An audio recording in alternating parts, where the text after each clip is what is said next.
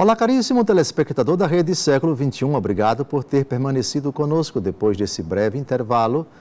Começamos o segundo e último bloco do nosso encontro semanal, programa Luz da Vida, pela 11ª vez dedicado ao fascinante argumento da ira de Deus. Uma das verdades esquecidas nesses tempos tão difíceis, em que corretamente se fala e deve se falar sempre da misericórdia de Deus, da bondade de Deus, da ternura de Deus, da compaixão de Deus. Anda se esquecendo aqui e ali de se falar de outra característica que não é incompatível com a misericórdia. Em Deus, que Deus pune, que Deus castiga, que Deus se ira, que Deus se encoleriza. Justamente porque é misericordioso. Para compreender exatamente essa minha afirmação, assista os 10 programas anteriores e os 8 ou 10 que ainda temos pela frente, porque a investigação é minuciosa, é demorada, o assunto é palpitante e não pode ser esgotado em 1 ou 2 programas. Porque a ira de Deus perpassa desde o Antigo Testamento até o Novo. Aliás, a ira de Deus é tratada com abundância no Novo Testamento. E nós vamos ver pelo menos 25 citações de Jesus irado. Para quem pensa que a ira é só uma característica de Deus no Antigo Testamento, está enganado redondamente. Terminamos o primeiro bloco falando da ira de Deus que ia se acender contra os hebreus quando Moisés manifestou sua intervenção rezando, suplicando a Deus para que a ira de Deus não se aplacasse, para que o castigo de Deus não se abatesse sobre os hebreus. E diante da súplica de Moisés, Deus não castigou o povo. Deus, aliás, se arrependeu da ameaça que fizeram.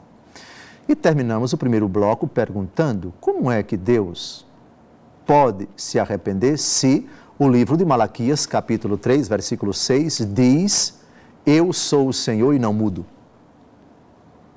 Como conjugar o arrependimento de Deus com a afirmação que encontramos em Tiago, capítulo 1, versículo 17, o Pai das luzes, no qual não há mudança, nem mesmo aparência de instabilidade. Em Deus não pode haver mudança e o arrependido é aquele que passou por uma mudança do empedernimento no pecado para uma outra postura. Antes pensava assim, agora pensa de forma diferente. Isso é mudança e em Deus não há mudança. Por quê? Como interpretar a afirmação Deus se arrependeu? Como explicar que em Deus existe arrependimento? A explicação é dada por 2 grandes santos da Igreja. Santo Agostinho, nos séculos IV e V, e depois Santo Tomás de Aquino, no século XIII. Os 2 doutores da Igreja, o primeiro bispo, o segundo presbítero, a explicação que eles dão, o primeiro é no seu famoso livro A Cidade de Deus, precisamente no capítulo 14, parágrafo 11, vale a pena nós escutarmos a explicação de Santo Agostinho para essa afirmação que se encontra em Êxodo 32, 14, depois da oração de Moisés. Sua ira estava para se aplacar, deixa que a minha ira se acenda, deixa que eu destrua esse povo.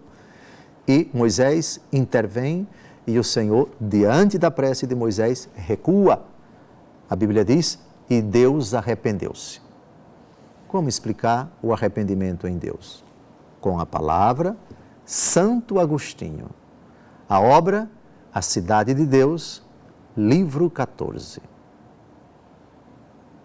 Aspas.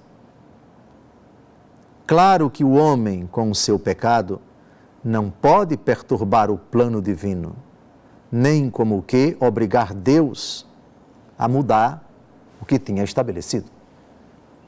Deus, na sua presciência, previu uma e outra coisa. Isto é, quão mal se viria a tornar o homem que ele criou bom e o bem que haveria de tirar desse mal.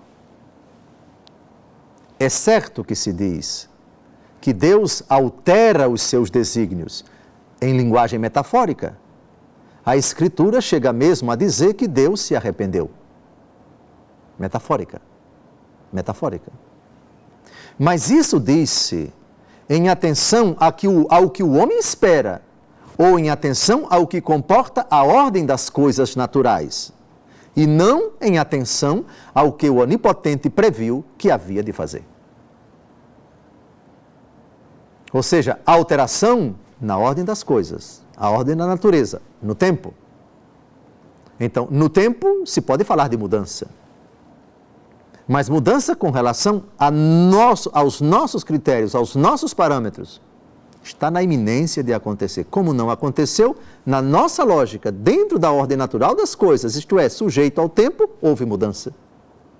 Mas isto que nós interpretamos como mudança, porque estamos sujeitos ao tempo, já havia sido concebido eternamente em Deus, e no seu desígnio eterno tudo estava pré-estabelecido. O mal enquanto permissão, as outras coisas enquanto a vontade de Deus. É claro que estamos diante de um mistério insondável aqui.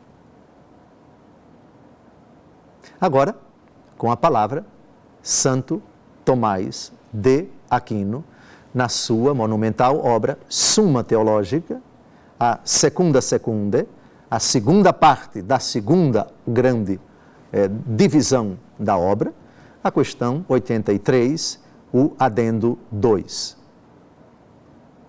Aspas. Não oramos para mudar o que foi disposto pela providência divina, mas para que façamos o que Deus dispôs para ser realizado devido à oração dos santos. A nossa oração não objetiva mudar aquilo que foi disposto por Deus, mas conseguir dele, pelas orações, o que ele dispôs. Fecha aspas. Fantástico. Ao pedirmos a Deus, não estamos pedindo para ele mudar de ideia, para ele mudar o pensamento dele. Ao pedirmos, nós estamos colaborando com a providência divina, que eternamente dispôs dar-nos alguma coisa depois da nossa intervenção, do nosso pedido. Eu repito, quando nós rezamos para que façamos o que Deus dispôs para ser realizado devido à nossa oração. Ou seja, eternamente Deus já sabe o que vai acontecer. Deus já sabe o que vai realizar. E isso é imutável nele. Só que ele eternamente determina, levando em conta o que no tempo nós haveríamos de fazer.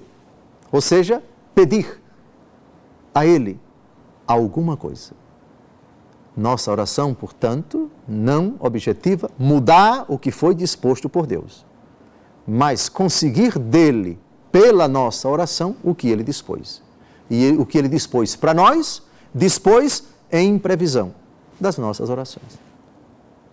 É lógico, é óbvio que estamos diante de um mistério. Alguns podem dizer, é confuso demais. Não é confuso demais, é misterioso demais. Aí tudo bem. Amados, é grande esse mistério, o mistério de uma ira que pode ser aplacada.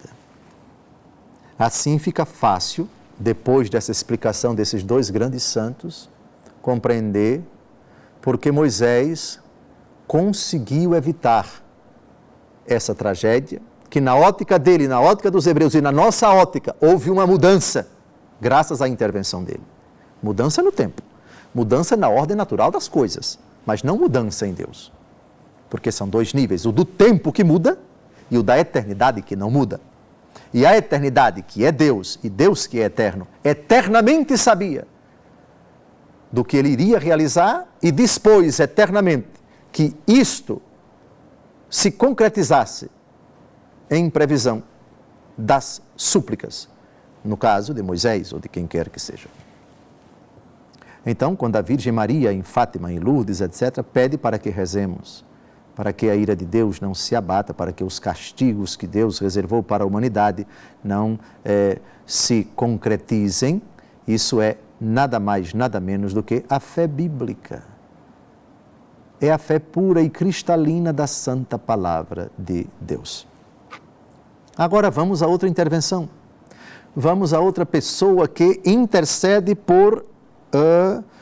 pelo povo hebreu, o próprio Moisés. Números capítulo 11, de 1 a 2. O povo pôs-se a murmurar amargamente aos ouvidos do Senhor. O Senhor, ouvindo isso, irou-se. O fogo do Senhor acendeu-se e entre eles e devorou a extremidade do acampamento. O povo clamou a Moisés, Moisés orou ao Senhor e o fogo extinguiu-se. Quer dizer então que nós temos o poder de aplacar a ira de Deus? É claro que sim. Quer dizer então que orando confiadamente a Deus, a ira que Ele anuncia que pode ser executada contra nós, os castigos que podem recair sobre nós, como que são suspensos graças à oração do justo? Evidentemente. Isso quer dizer que Deus muda? Claro que não. Em Deus não há mudança. Então, como é que uma desgraça que está para se abater com a oração nós conseguimos evitar? Na ordem natural das coisas se pode falar de suspensão, se pode falar de mudança, se pode falar de alteração. Não em Deus, que previu eternamente isso e que previu não enviar as desgraças em previsão da súplica do orante. A oração do justo tem grande poder, diz a carta de São Tiago, capítulo 5. Terminamos mais um encontro nosso. Desejamos uma santa e abençoada semana, que Deus Todo-Poderoso cumule de bênçãos a sua vida e que sempre a consciência, a fé na ira de Deus, a certeza de que Deus se ira, de que sua cólera se acende por amor, pedagogicamente por misericórdia para corrigir aqueles que estão nas trevas, para tirá-los das trevas, da condenação, para evitar a ruína, o abismo e trazê-los para Deus, que essa fé acompanhe o seu coração, a sua existência ao longo de toda a sua vida. E creia, Deus é misericordioso porque se ira, e Deus se ira porque é cheio de misericórdia. Uma santa e abençoada semana. Até o próximo domingo, se Deus quiser.